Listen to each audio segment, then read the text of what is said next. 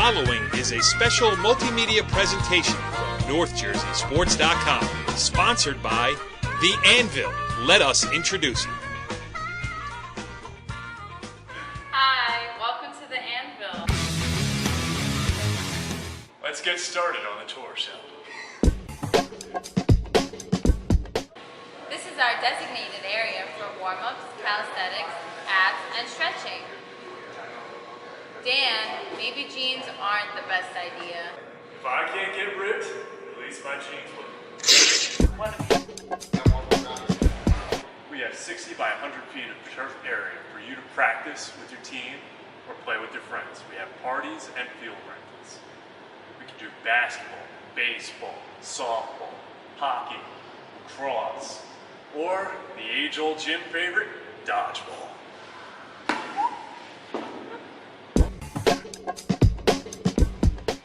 Here at The Anvil, we like to cater to all of our clients, even those who are not currently working out, especially the moms.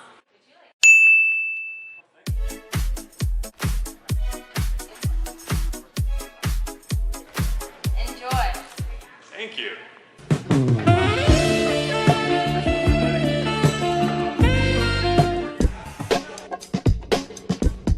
Here at The Anvil, we have the sleds to help you shred.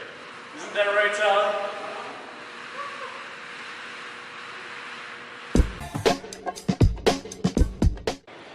Here at The Anvil, we make dreams come true.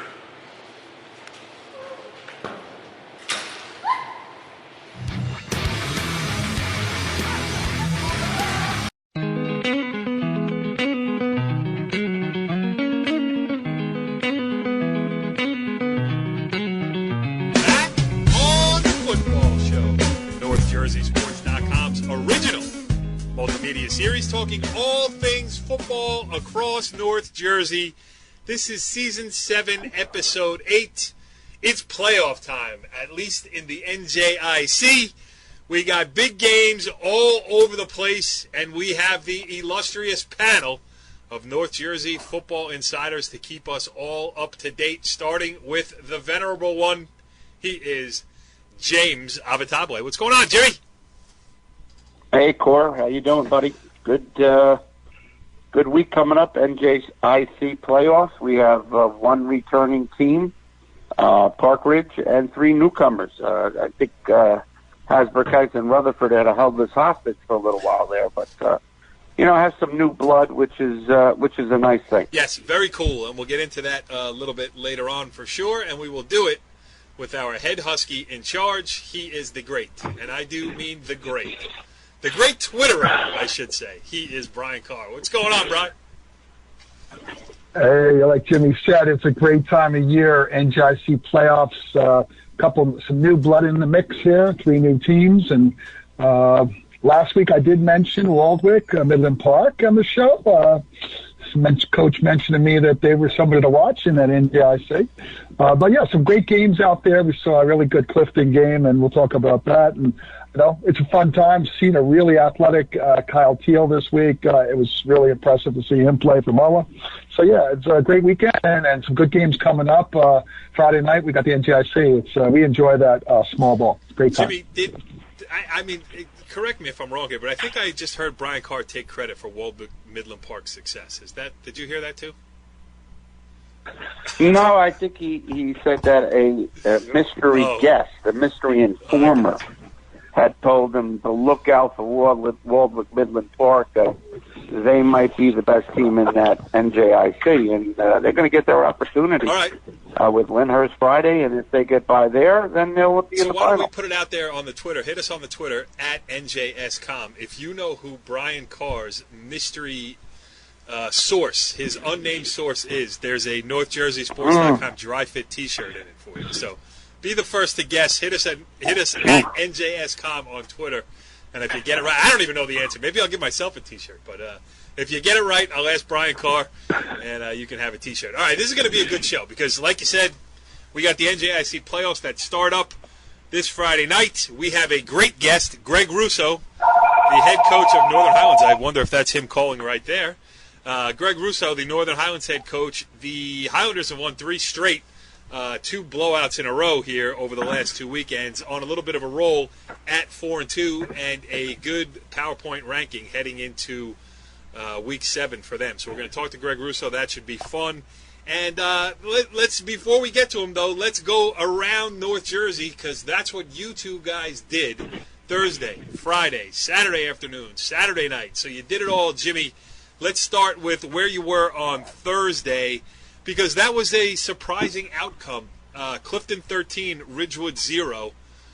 You know, good for Clifton. We talk about new blood in the NJIC. Well, that's, new blood again. Clifton, making a name for themselves there at home on Thursday night. Yeah, Cor, always a fun spot to be. The Clifton Stadium, school stadium, is one of the great stadiums in this area, built in the 40s. Obviously, a lot of tradition with Clifton from the 40s, dominant in the 50s, 60s, into the 70s. And when you walk in there, you're almost walking into a time vault.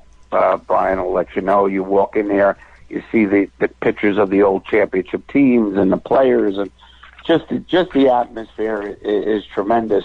Then you throw in the Clifton Band, who is just, I'll tell you what, a show in itself. Tremendous job, fun. As you know, Brian sent you some video of it. Tremendous job by them. And then the third part of it was Clifton's outstanding performance. They take on an undefeated Ridgewood team, minus head coach Chuck Johnson, who was in the hospital. He's been battling a staph infection. We all wish him well, but I'll tell you what, give all the credit to Clifton. Outstanding job defensively up front and offensively. They moved the ball at will, and they really deserved it. They played a complete game, and they came out with a 13-0 shutout, puts them right in the middle of the playoff hunt, and just a windy night, Yeah, but a great night. It was fun to watch the Clifton Band, right? I always said, when you do interviews, stand next to the band, and that would have been a good one to stand next to. That was good stuff. Right. Well, I was able to get them, just saw my one video. At the end of the game, as we were walking off, the band came down on the sideline right at the end of the game, and then they were playing on the sideline. The boys and the team came over and were dancing in front of the band. I got a little video there. Hey, by the way, I've got to give a shout-out to the drum majorette, Amanda Billick. Amanda high-stepping their way, leading that group with the whistle. And, Jimmy, what do you call that, like baton that she holds? What do you call that? I don't know what the exact name of it is, but I tell you what, she was certainly took her role very seriously, her job very seriously as the leader of that band. And, Cord, not only did they do before game, after game, halftime, they're in the stands. They're keeping it going. Every first down they're playing, and really, if you have an opportunity to go see them as a football fan, you won't. How crazy! Like you won't you be said, disappointed. The stadium is built in the 40s. They got a band like it's 1950. It's a step back in time when you go to the Clifton School Stadium over there. So, and it's when they have a competitive football team, that helps too. Hey, a couple of really highlights that I took away from it. Jimmy mentioned their defense. We got to give some credit to the running back, Christian Bonaparte. He ran for 160 yards. He scored their first touchdown, a 3-yard run. He was running really hard. Their offensive line, defensive line was stout. They held Ridgewood to 3 first downs. The first one didn't come until halfway through the fourth quarter. So, and then the other thing is their early fourth quarter, 2 sophomores. It's good to see the underclassmen, the quarterback, Kyle Wells, and he threw a pass to the tight end, Luke, I forget his last name, but Luke, a 3-yard pass. And that, normally I read something in the story, that wasn't normally where the ball goes. He's sophomores connected. And it was a fun game to watch, a defensive battle. And Ridgewood was in it. We thought anytime they could come up and, and turn it on, but they were held down by Clifton. So great time. And hey, by the way, Clifton was a former, when I grew up, I lived there for 10 years. So it was first time that I've been to that field, but I lived in Clifton for 10 years, and it was good to go back to town and see some sports over there. Wow. If things had turned out differently, you might have been the head Mustang at this point. Hey, yeah. Fighting Mustang. I've got a bunch of, Mustangs. I've got Knights from West Essex. I got Bridgewater, formerly were the Falcons. Now they're the Panthers. And then now I'm here in Dumont. I'm Oski. So I've got a lot of loyalties around the state, it's kind of fun. It's fun because you have these connections. And like Jimmy said, it was great going to that field. You go under by the snack bar, underneath the stands, and they have all these pictures of a coach from 1946. So great. It's pretty amazing. Yeah, pretty amazing to go there and see history and the amount of people that could fit in that place. We were trying to guess what it was, 5,000, 7,000 that could fit in the stand. So it's a nice atmosphere. It reminded me of when Pat Rice and I a few years back with Thanksgiving, which we had snow and it moved a number of the games to later in the weekend. And we went out to see Easton and Phillipsburg, and that is the premier Thanksgiving game. And the atmosphere is probably like a college game with the bands playing, the cheerleaders cheering, and it's just a great atmosphere and a lot of school spirit. It's a fun time. And that's what we saw in Clifton on Friday. On Thursday night. It was great to see it. What comes to mind here is we have that stadium right here in North Jersey. I mean, why don't we play state finals there? Skip the NJSA, skip all that stuff. Play it at a high school. That's not even a high school field. That's a high school stadium. You keep all the money locally. You don't need the other stuff, and it would be great for, play the NJIC doubleheader playoffs there or something like that crazy. I don't know why we don't use a facility like that. I don't know why we need the Meadowlands. You got 80,000 people, and it looks like, you got 4,000 people at the game. It looks like no one's there. If you had 4,000 people at a state final in Clifton, it would look pretty cool. It would look like high school sports should look. But, who am I to question the wisdom of the NJSIAA? Oh, right. Talking about that leads us kind of into the NJIC playoffs. And one of our campaign we've been talking about for the last 4 years is that they should try to set that up where it's a double header or stagger the games, one at earlier, one late, or make one Friday night, one Saturday night, so everybody can get to see both games live. Right now, both games are Friday night at 7 o'clock. You've got to pick your game. Which game you want to see. And one's in Lyndhurst. Good luck. Right. So it's, good luck. You're never going to make it, but if you could stagger them or separate the days and make it, or something, put it Thursday and Friday. I mean, come it's on, the guys. last link. They're doing it right, but it is the last tweak that needs to be made. I mean, you got to make them available to football junkies like ourselves who might want to catch both games.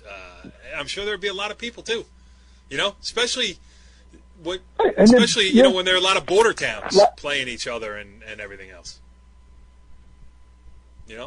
Right. Yeah. Rivalry. I remember the atmosphere in the playoffs down at Lyndhurst Rutherford last year. That wasn't the NJIC, but that was the playoffs. But the crowd was great. The stands are packed. So it'd be nice to be able to go there and see that. It should be a big crowd. Cresskill Park Ridge should be a great crowd on Friday night. This is not where I was intending to go here a couple minutes before we get Coach Russo on. So we'll go further into the NJIC stuff. We'll look back at last week in the Super Football Conference, and we'll peek ahead at some other stuff after we talk to Coach. But I do want to just bring up this point now because it struck me as I was doing a little research for the show. The snaking of the sections. Like I keep talking about how, to me, it's got to be local. It's got to be local interest. It's got to be local high school sports. That's what gets people out, and that's what keeps. I know. I talk to people. This is what I do. So I'm, and people talk about the fact they love these rivalries. They, this team, that team, teams that they know. Now I'm looking at how I think Pat Rice had posted his original observations of how the sections are going to snake. There's a bunch of games. I don't care. All of a sudden now there's no North 1 or North 2. There's going to be, just North, and you're creating a situation like I felt last year in the bowl game between Ramapo and Summit, where I'm sitting there going, why are we playing this game? What's it for? Who, and who really cares about the outcome between these two teams? Now, the week before that, the Riverdale-Ramapo State Sectional Final I cared about. I didn't so much care about Ramapo Summit, and now we're putting those games as the marquee games in the state, what used to be the state sectional tournament. Jimmy, am I wrong here? I mean, what are we doing? Can we just play local sports? Well, if you're competing for a sectional title, you should be playing with teams from your area. No disrespect to the old North 2 teams. There's some wonderful teams, and you do get an opportunity to see some of those programs. But I think you're 100% right. I mean, we were obviously going back to the Clifton game the other day. Clifton and Ridgewood, which, it's the only game in town on a Friday. It wasn't a disappointing crowd, to be honest with you. And we got to find out ways of getting more people involved. And I think you're right. I think Park Ridge, Cresskill, this week will be a very, very nice crowd. And obviously Lyndhurst, who's, in the midst of a great run right now. And Waldwick Midland Park had a nice crowd the other night. So I think you're right. I think people are interested in games that local rivalries. Let's just take a step back here and let's figure this out. Because, we want to play down to one state champion. You're not playing down to one state champion. The state champion is the team that wins non-public Group 4. That's the state champion. So nobody else is playing for a state championship, quote unquote. Right. So what's the difference where you cut this off? Play a section final. Let the Old Tappan Wayne Hills game or the Roundpo Riverdale game, which were a whole lot of fun last year, with the weather, with the sold-out crowds on high school places. Let those be the last playoff games of the year. You got a bunch of champions walk off. Everybody go play your biggest rival on Thanksgiving, and then the season ends. And then kids aren't playing extra games, and then there's no more injuries. And then you can move on and play basketball, and then you can move on to wrestling, and you can go on about your lives. The football, I mean, it's too much. It starts in June and it ends in December. What are we, pros? No one's getting paid. It's a money loser for local. Let's be honest. It is what it is. It's a money loser for local high school sports districts. They pay out more for insurance and equipment and field maintenance and all this other stuff than they're taking in, and the NJSA is taking their piece. So let's be smart about this. Let's go back to local sports. Let's make local rivalries, and let's play local high school football games.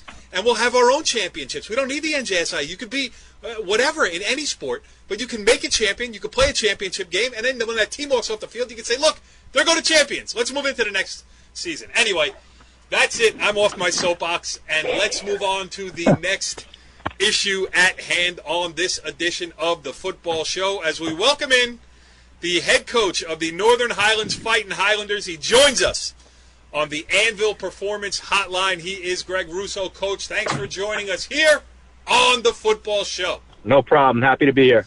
That's nice to have you with us, too. And 3-game win streak for Northern Highlands. It seems like you're starting to hit your stride here right at the meaty part of the season in your first year as the head coach here. So, just talk about it. It's been a whirlwind for you. I know, first year in charge at Northern Highlands, I was at the opening day loss against Old Tappan, and here you are 5 weeks later at 4-2 and making a charge toward the playoffs. So give us a little state of the Highlanders.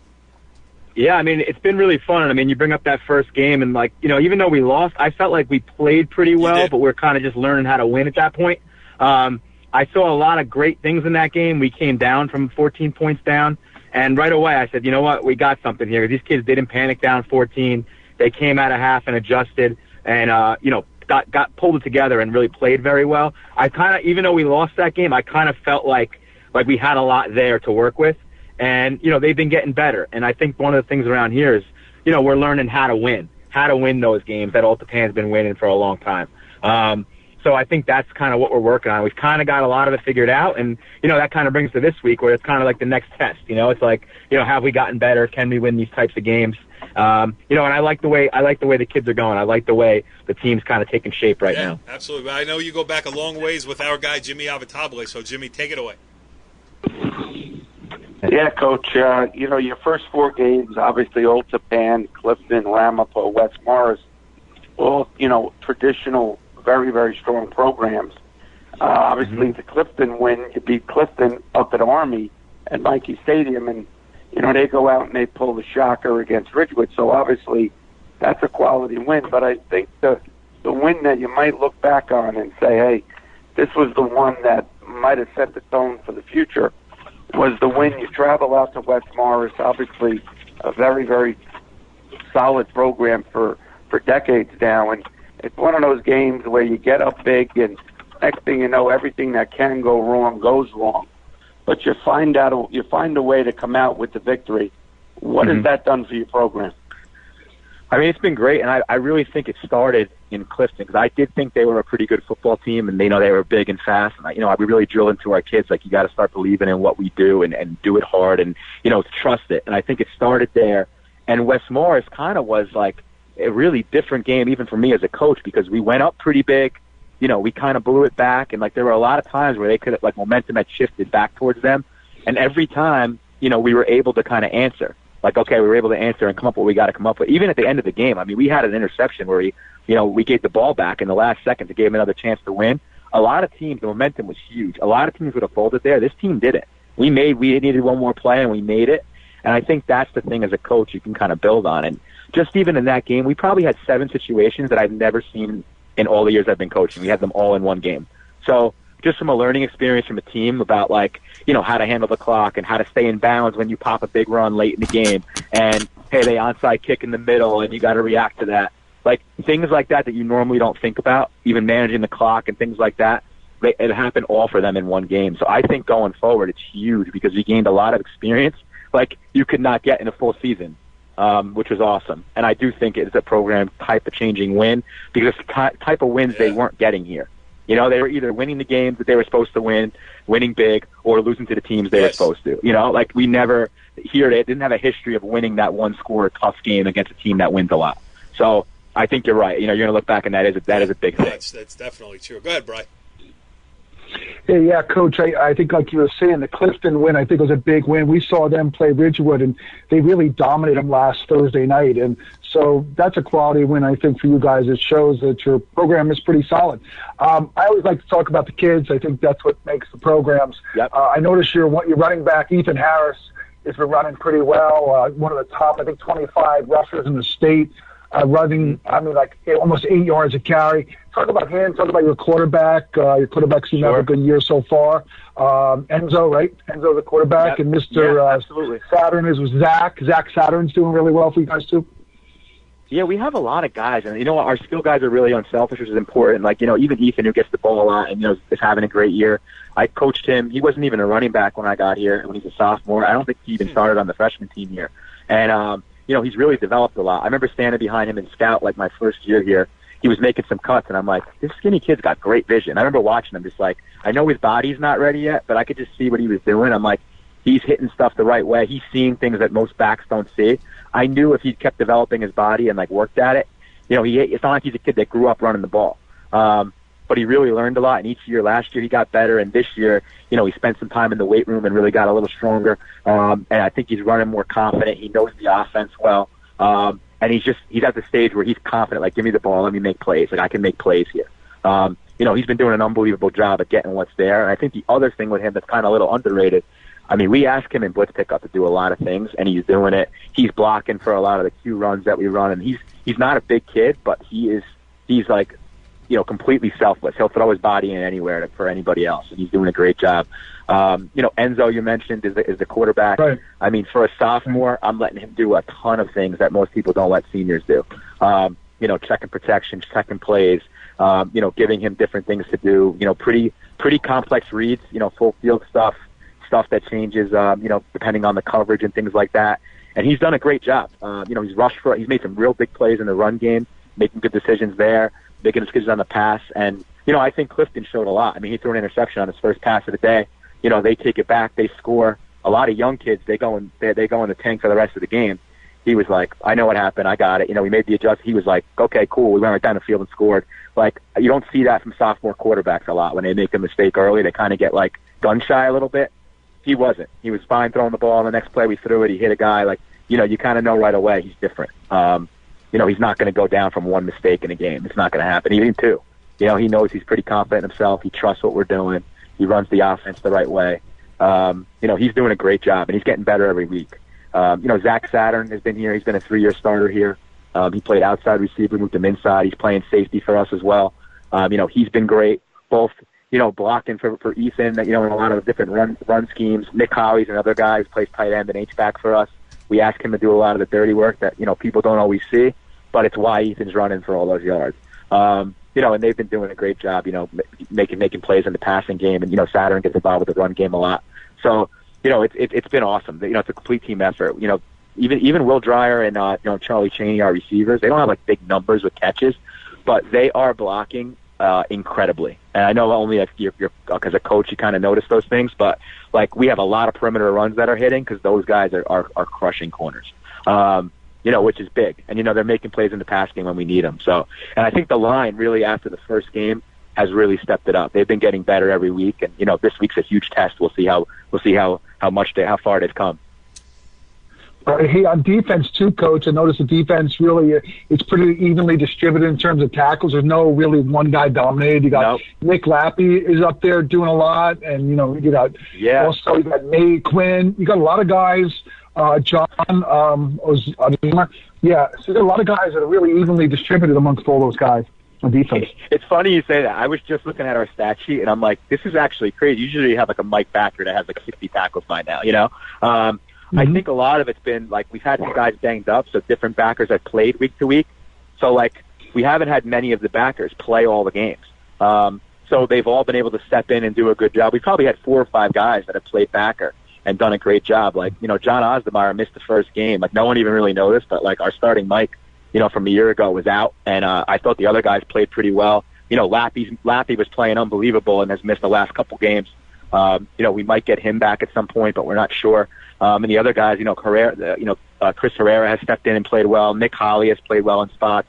Jack Stevens, who's our senior captain, missed the last 2 games during, the winning streak we're on. So, guys have stepped up, and I think that's the difference when you're like, you're trying to become an elite program. You need that because injuries are going to happen. Like you're not going to play the whole year and not play without guys. So I think that's been like a real, great thing to see as a coach because guys are stepping in and knowing what they're doing and being able to execute. And the defense has played. I thought they actually played really well in Ramapo, which the score might not show it, but we turned it over on offense. We had a punt that went over our punter's head, and I thought we put them in some bad situations. Like the first half, the defense gave up 7 points. And in reality, we should have been in the game, but we made some mistakes on offense that cost us. But I thought the defense played really well then. I thought Clifton, they completely shut down their run game, especially early, and allowed us to kind of get on that quick start. So they've been playing pretty well. West Morris, we started out really well. We got out 28-7, and then, West Morris kind of got out of what they do and started doing some different things, and they were able to hit some things that, maybe we aren't ready for. But I thought they've done a great job of taking away, like, what they want to take away, which is big in high school football. And then you got. Hey, Coach, not the. I was going to just say, Coach. I was just going to say one thing. You've been there 3-4 years now. Just wondering, what are you doing with the junior program and helping get kids up? And what's been the success with you getting kids up to be in the varsity in the high school? I think the biggest thing with that, and obviously, like I've been involved with their coaches. We did some free, some clinics. We did a camp over the summer. I've been to some of their games, and the coaches are pretty good about getting kids. There's been kids up here for games, but I think more than that is what those guys want. And I kind of come from a parochial background, so I kind of look at it that way. It's like you have to have a great program. If you have a great program and you build a program that kids are enjoying and, not just your starters, but everybody involved, your JV, your freshmen, and you run a great program and they see how much the coaches care and they see how much the kids care and the kids are into it, you're going to get kids in your program. I think it's less about going out and being a salesman and more about building a great program. Like if your program is great and your kids are enjoying themselves, the rest of that takes care of themselves because no matter what I say, they're going to ask kids in the program, hey, what's it like there? What does it seem like there? If the kids are really into it and they love it, kids are going to come. And, they're going to realize that, hey, you're winning. Obviously, winning's part of that. But it's more than just winning. It's about having a culture. Like, I think our culture is very strong right now. It's getting there. And kids really love it. Like, they want to be here. They want to be at practice. We were practicing in the rain for 2 hours. Not one kid had an issue. They were having a great time, running through it. In the past year, I didn't always see that. The kids really love football right now. They love the program. They're listening to their coaches. I have a great coaching staff that gets the kids involved, great strength team. I think a lot of that is how you build that, and then kids want to come there. I don't know if I answered your question with the youth program. And you got numbers? No. Yeah, so we have 54 on the varsity right now. We have about 25 freshmen. I think it's 24 freshmen. That's a lot. Which is good. And it seems like, the kids are really involved. Like, we didn't lose many to parochials in the 8th grade this year. And in reality, there's really no reason we ever should here. We have a great program. I would put, our staff and program against anybody that's in the parochials, and our academics are better. So, that to me, that's what 8th graders should know. Hey, you're looking at somewhere else. You're the best academics you could have here comparatively, and you have a football program. If you do want to go play in college, we have the coaches here, we have the program, and we're getting to that level where it's like there's no reason to go anywhere. You have it all here. Not to say anything about those programs, but there's no reason. Here the academics are unbelievable. The school does a great job with, the programs they are in. Most of the colleges coming here can't believe the classes they're taking. So awesome. I think that's really big. Jimmy, go ahead. Right.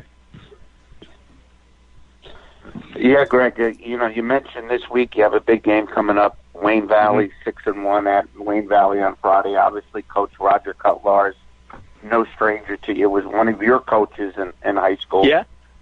Talk about Wayne Valley a little bit.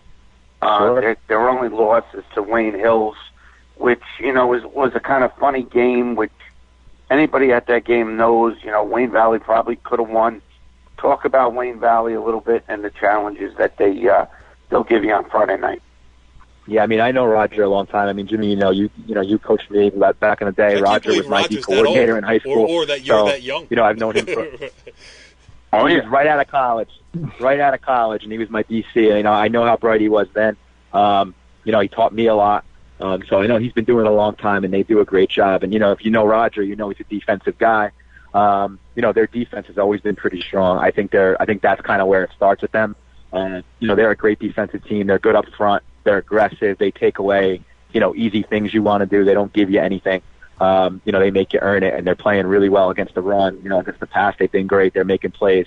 They're great. I'm not sure exactly if he's calling the offense or somebody else is, but offensively they've improved a ton this year from what I see on tape. Their quarterback's playing well. They've always been able to run the ball. I think the difference with them this year is that they can throw it now. So you got to prepare for both. You don't go 6-1 without kind of having some kind of balance, and they have that now.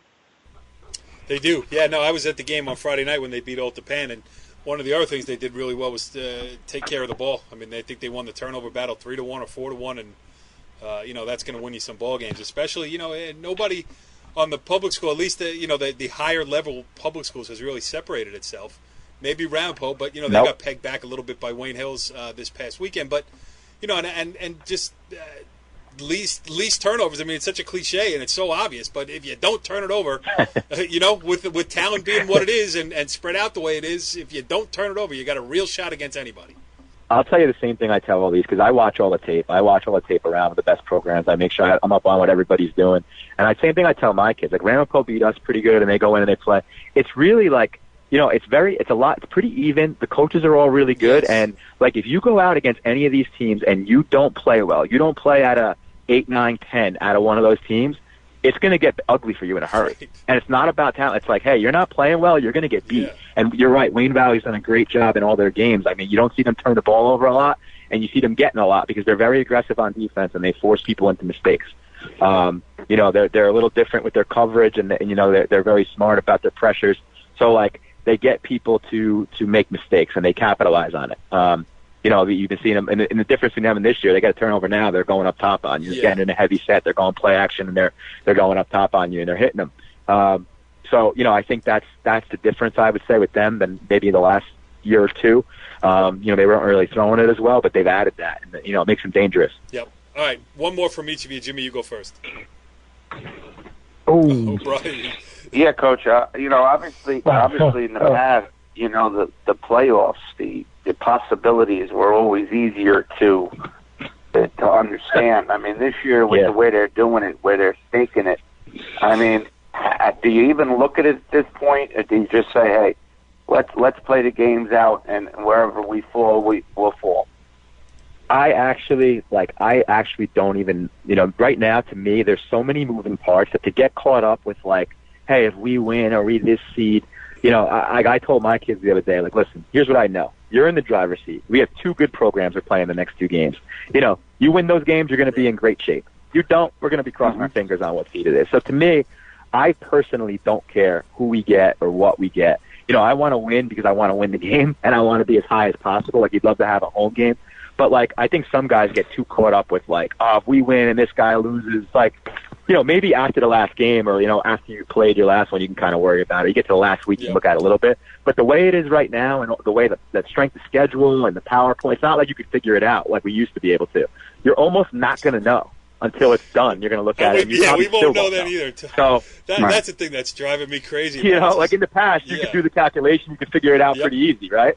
Now it's like you don't know in that strength index, 60%, and the other thing. So to me, it's like let the guys that are smarter figure it out. Let me just coach football and try to win the games and let them sort it out. In the immortal words of the great Mark Richt, the former Georgia head coach and former University of Miami head coach, if you win, you'll stay the same or move up. And if you lose, you're going to go down a little bit. So I think we should just adopt that philosophy and carry on. All right, Brian, last one belongs to you. Mm-hmm. I thought Jimmy was going to ask this right before me, and we talked about it before we got on here.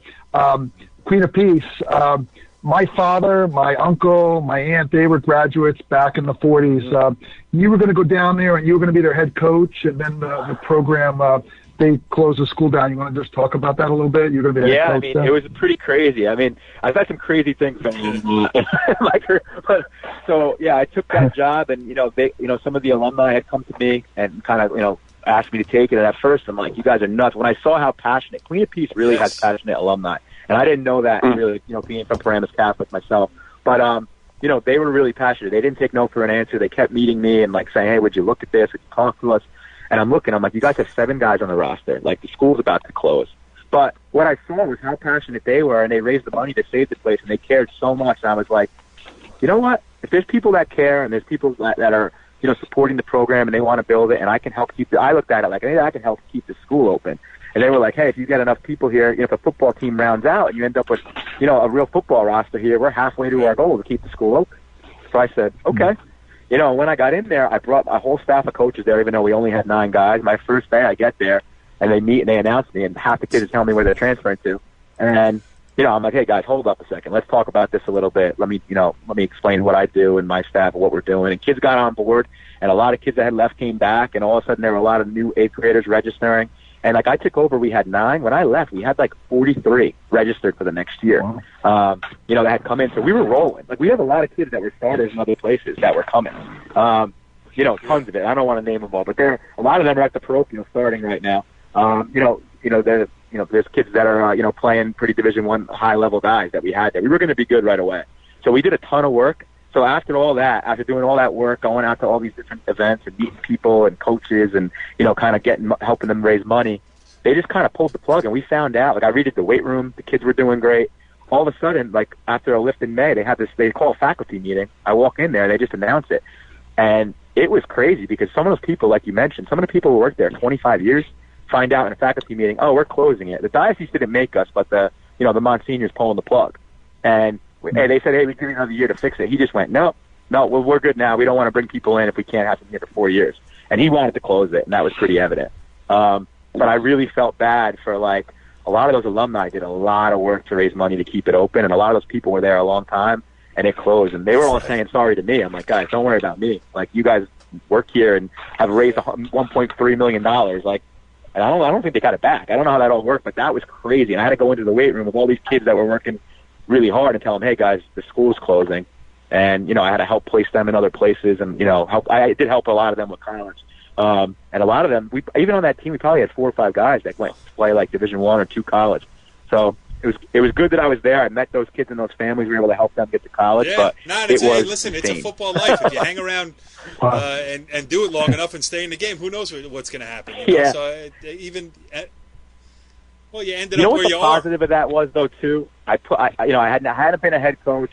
I hadn't been a head coach before, so I was a head coach there. I had put together my staff, which is outstanding, and I ran through the whole off season. So right before the season started, I had done the calendar, I had done all the things you need, uniforms and all that stuff. So when I got the job here, at least I had done it. I had done it all. Nothing was new, even though I hadn't. So I think that things kind of happen for a reason, and you learn things. So I was able to learn. Yeah, when the student is ready. When the student is ready, the teacher appears. So that's the way I live my life too. Anyway, hey Greg, it was fun. This was a great conversation. I'm glad to have had you on, And great stuff. Continued success. You're doing a great job there. 4-2, heading into a big game. You know, hey, listen, Northern Highlands is playing a big game in Week 7 this week. So good luck. It's exciting. Yeah. You know, that's why you do it. Thank you very much. All right, boys. Great stuff there with the Northern Highlands head coach, Greg Russo. And now let's hit the rewind button. Let's pick it up where we left off a little bit. We were, before Coach Russo came on, I was on my soapbox. I am off it now, but let's move on to this NJIC final. We talked a little bit about it, but not much about the games. We got Cresskill at Park Ridge. We have Waldwick Midland Park at Lyndhurst. So, Brian, I know you have chosen the game out of the hat. Lyndhurst was the winner. You're going to be down in Southern Bergen County on Friday night. What do you expect to see there? Oh, I expect to see a really good game, that's for sure. You know, Jimmy and I got to see a Warwick team, which, we mentioned earlier at the beginning of the show, that one of the coaches picked to be one of the favorites to win the championship, the NJIC. You know, Warwick, we saw, talk about that a little bit here. Warwick dominated a really good undefeated Garfield team. That was surprising. We saw a lot of talent. Not that they won, but a lot of talent. How well they played. Yep. Right. Yeah, a lot of talent on Garfield, but you know, it kind of was similar to what we saw at Clifton and Ridgewood, where one team was able to just dominate the other. You know, and they, you know, just this game though was points. They scored. You know, they dominated. It reminds me of like a Ramapo team where they could score on offense, but you make a mistake, and that's what happened in this particular game, Warwick against Garfield. The first punt by Garfield, it was almost blocked, and then Warwick scores. Well, the next time Garfield has the ball, this time he does get blocked. And then they turn that into points. So it was just downhill, and it was 30-0 at halftime. So it's a really good Warwick team, well coached. The kids run very well. They rallied to the ball. We saw some good drills and warm-ups where they were rallying to the ball, and they're keeping in their lanes to get to the, you know, cover the tackle sideline to sideline. So, but Warwick looks like a really good team. Hey, Lyndhurst, Coach Tuero and his team, they're back this year. They were there last year in the semifinals in this same place. Richie and the gang, and you got our Peter Portillo, who's number one rusher in the state. I look at the stats. He's the number one rusher, one of the leading tacklers in the state. So he kind of leads that engine. It's just not him, but he's their main guy. And you got to stop him in the running game. So, and Warwick is well diverse too, running, passing, a lot of athletes there. So I expect a fun game. It's really fun. And the other side of the bracket, I was going to say Cresskill at Park Ridge. Jimmy, that one's yours. What do you think? Yeah. You know, obviously it all starts with Vincent Pinto for Park Ridge, the outstanding athletic dual threat quarterback. Puts up big rushing yards. He has improved throwing the ball, which I think certainly helps Park Ridge. He's added that to the game. You know, for Cresskill, and we mentioned 2 weeks ago against Butler, they're down late.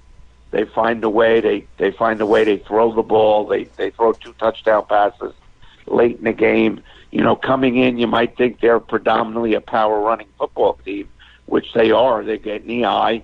And, it's almost a rarity these days with all the spread offenses. They make no bones about it. They're going to run the ball downhill, and you have to stop it. But they also added the ability to throw the football. So, that's going to be a tremendous game, and it's going to be a big crowd. And, they should be 2 wonderful games. Yeah, really should be good stuff. And like you mentioned before, we got some new participants, too, which is just another feather in the cap of the NJIC playoff. Because you're getting different teams in there. So as, teams cycle through with good classes, they're able to, take their spot, and then they fall back a little bit. And if you think about it, like Hasbrook Heights lost to Cresco in the first week of the season on a hot day in August. And, that really basically eliminated them from the playoffs. I mean, it's crazy to think about it in that term in week 1 of the season. But, Cresco was able to keep its nose in front the rest of the way. So they get that spot, and it's nice to see some different places. All right, let's continue on your path around North Jersey last week as our NorthJerseySports.com football insider. So we got Friday night. We did Thursday night. Now we did Friday night. Saturday afternoon, Bri, St. Joseph Regional in Montvale hosting Don Bosco. Bosco looking for a signature win. St. Joe's looking to cement its status as the top non-public. as the playoffs creep closer here, and it didn't work. It certainly worked out in one team's favor over the other. It's the big boys, and we've heard it from the coaches in the past in this group that, on any given week, any given team could beat the other. You had a team here, Bosco. I think they were very hungry. Bosco has, lost a number of games, very close games. They have a lot of talent. They have two really good running backs. You've got probably Division I running backs. You've got Kyle how you say it, Jimmy? Manungai. And then you have Jalen Berger, the other one.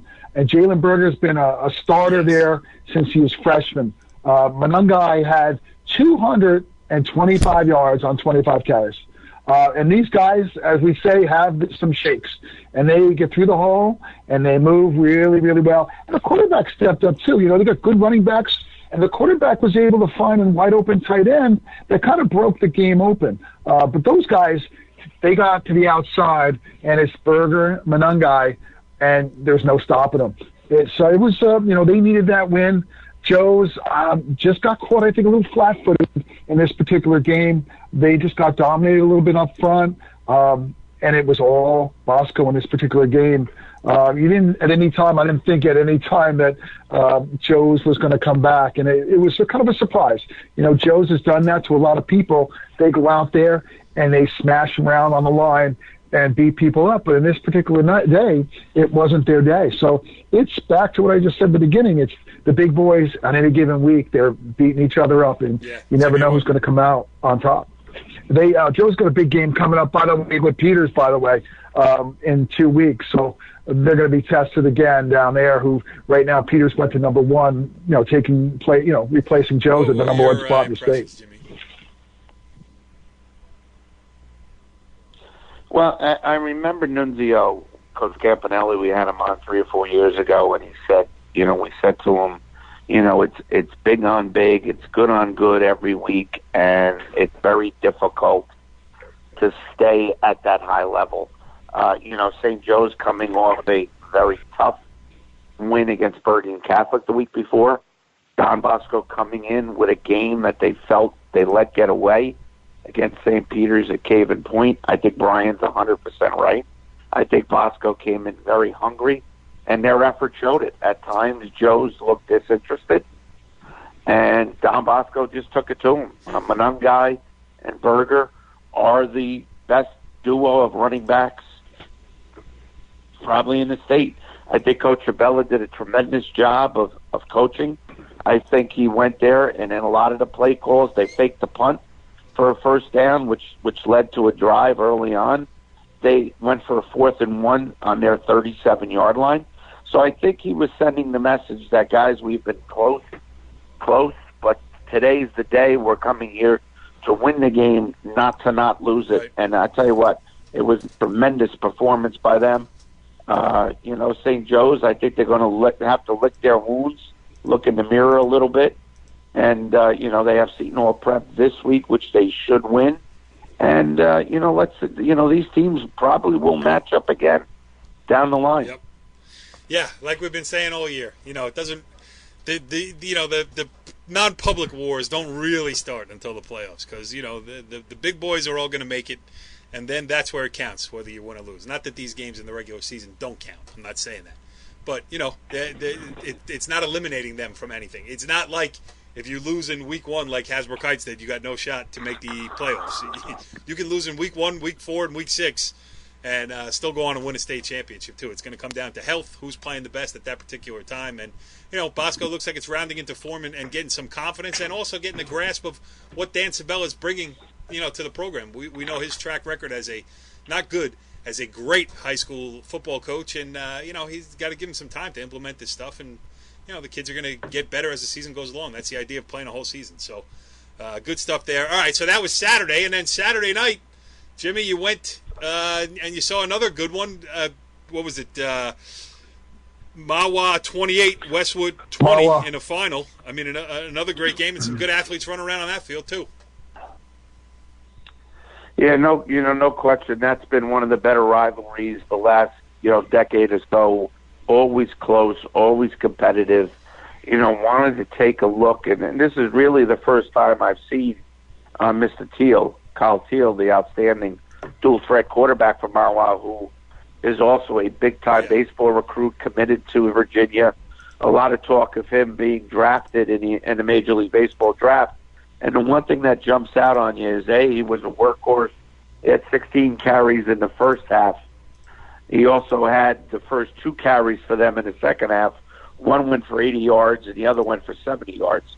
And the one thing that really jumps out on you is his speed. Once he got to the second level, there was nobody on that Westwood team who's pretty athletic that could catch him. 28-20, it was 28-14, and Westwood scored, kicked an onside kick. They appeared to have recovered it. Referee came in late and changed it. They held Mawa and forced the punt. Went under a minute left, and Mawa picked it off. But these teams could certainly meet again, and if they play again, it'll be a nail biter. Every time they seem to play, when Coach Vito was there, we had that infamous play on was it a fumble, was it a reception? When Mr. Siliento was the quarterback back then. James Siliento, it's just one of those great rivalries that whoever makes the fewer mistakes is going to win. Yeah, funny thing, I was at Old Japan Wayne Valley on Friday night, and I saw my first reversal via replay challenge in high school football. And here's another thing I'll get on the soapbox about. I hate instant replay in high school football. I mean, you're standing around there for 15 minutes while they're trying to make a play. They're trying to make a call. They're looking at it on an iPad. You got 3 guys huddled over it. You got one angle. I mean, the NFL has zillion-dollar equipment. They got 40 camera angles, and they still don't get it right every time. We're going to do it under high school lights with one huddle camera up behind the goalposts, and looking at it through dim light and trying to decide. I mean, it's just. Can we just get back to high school sports? Every call doesn't have to be right. It's not going to be right anyway. You're not going to. It's not like you're going to say, we're never going to miss another call because we have a huddle angle on an instant replay in high school sports. Just dumb. Anyway, I'm sorry. Let's. Where are we going from here? The other games that caught our eye from last week, and I'll throw mine out there. Pascack Valley 20, Riverdale 19. Jimmy, you and I were talking about it a little bit before we came on the air here. A great win for Pascack Valley, and maybe Riverdale showing the effects of playing this grueling schedule that they've taken on this year. They might be the best 4-3 team in the north part of the state. I mean, they could play Old Japan for that played, and that's just the way Coach. Yeah, without question, Coach Nymphis. That's the way he likes it. He likes to challenge his team, and they've certainly been challenged. But again, the goal is to get in the playoffs. And would it surprise you if they're sitting in that semifinal or final? Me neither. It wouldn't surprise me. All right. And then the other one, Bry, Rampo 35, Wayne Hills 28, in the latest installment of North Jersey's, one of North Jersey's premier rivalries. I mean, I remember watching Chris Hogan run around on that field. Greg Olson. I mean, think of the pros that have played in that game. So much history. Wayne Hills, Rampo, and then they add this latest chapter. Crazy. Right. Well, my new nickname is, we'll call him linebacker U. Right. This is quarterback high school up here right now. One of the names you didn't mention was the son of the famous New York Giant quarterback, Phil Simms. Chris Simms was a quarterback up there.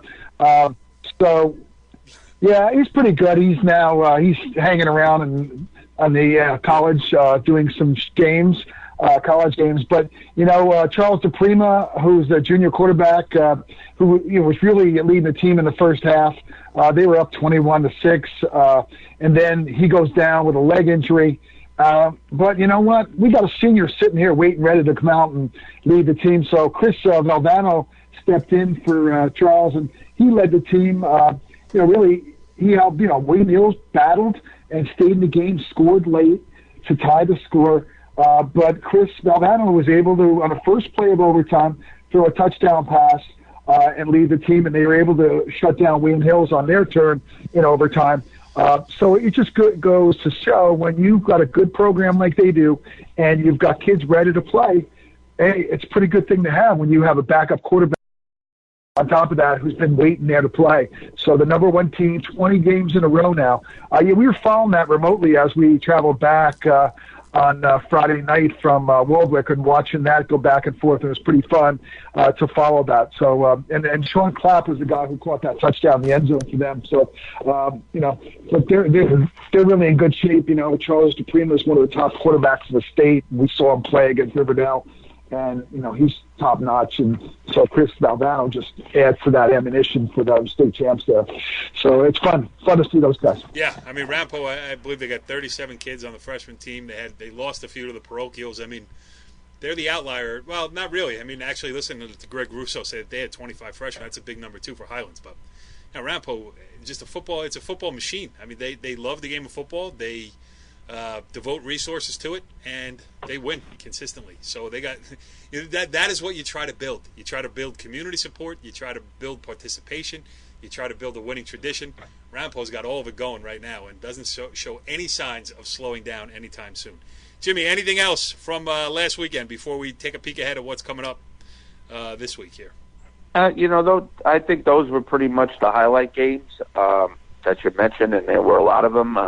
This week coming up, one of those NJIC second place games is a very interesting game.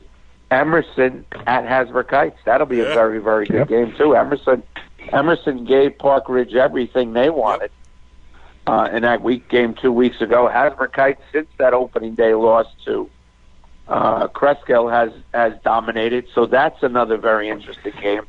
I think, going back to the Ramapo, if I can, everything, a tremendous program, and like you mentioned, community support and everything.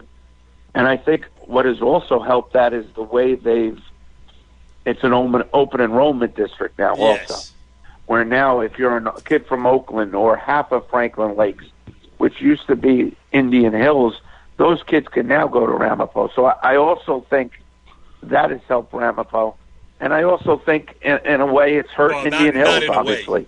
Because Chuck DePrima is an Oakland kid. So, no question. So, it's helped one, and unfortunately, it's also hurt the other one. And I can't help but feel for Indian Hills and their coaches, because they're really behind the eight ball when it comes to that. And it's like that in every sport too. Hey, you gotta Hey, back to the NJIC. One other game that I like, it reminded me a few years ago, Rutherford is going to play at New Milford, at New Milford's new field. And this is a rematch. Jimmy, I don't know if you were at this game, but it's a rematch of a playoff game, 2017, where Rutherford was down, it was 27-7. It didn't look like they're done, If New Milford scored one more touchdown, Rutherford's out of it. Well, it turned around. The final score was 42-27 Rutherford. They came back. It was like a miracle. They had some big runs, big plays. So it's a rematch now, and these teams are a little bit down from where they were. New Milford's 4-2. Rutherford, I think, I'm not sure if they're 4-2, 3-3. But Rutherford, state champs, and they've won the NJIC one year, and Heights won it the other year. So, two good programs for the last few years, and New Milford's lost a few games this year. Lyndhurst was one of their losses. So, they have that new field over there. So hopefully New Milford can get themselves a win on the new field. That's interesting. I thought Kennedy 27, Hackensack 20. Good for Kennedy. Keeping things moving over there. And the only other one I had written down, no, that's all of them. So, all right, that's last week. You mentioned stuff about this week. Everybody wants to know, though. I mean, we got to know, Brian Carr. What is the travel schedule? Please hit us for the next couple of days. I mean, we're taping on Tuesday night. The show's going to come out Wednesday morning. So, people are going to want to get on there, listen to this, and find out in relatively short order. Where are you going? Where are we going? Hey, last week we had a good handle on things. This week is a little bit tougher. Thursday night, not seeing a great Thursday night game to go to. So maybe it's better off saving it all for the NJIC semifinal when we travel down to Lyndhurst to see the Lyndhurst Waldwick Midland Park game.